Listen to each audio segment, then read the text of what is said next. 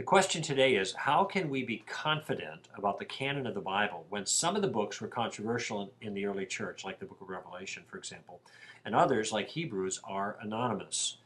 Um, I think the best way to think about this challenge or this question or this issue is seeing canon as a subset of the question of revelation, because, or rather, inspiration.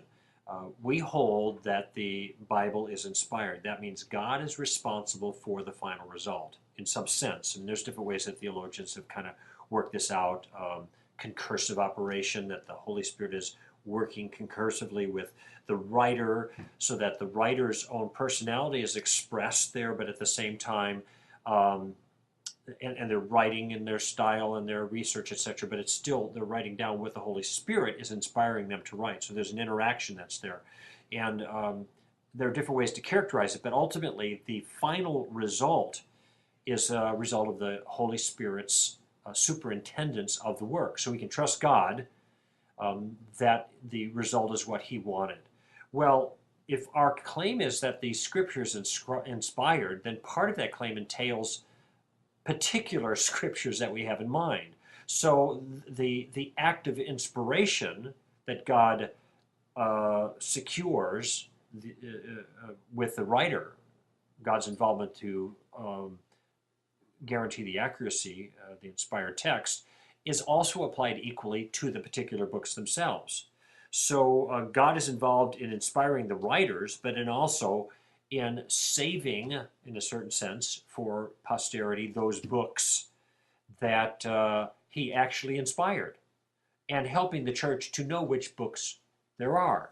So the question of canon, which books are inspired, is just a subset of the broader task of inspiration. If we believe that God, if we have reason to believe that God has secured inerrant texts, then we also, by the same rationale, the sovereignty of God, the power of God, have the confidence that whatever texts that He did so inspire, He also enabled His church to be able to recognize.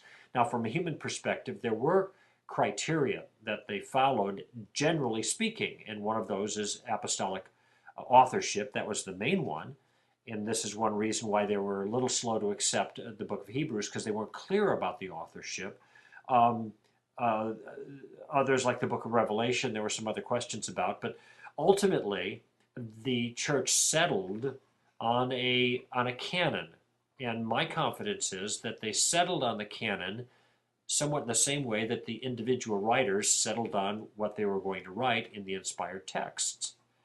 There was a human process involved, but there was a warranty, if you will, of God that He would secure the process, and that we would be receive these texts that He had inspired, not just the line for line inerrancy, but the very books that He wanted us to keep.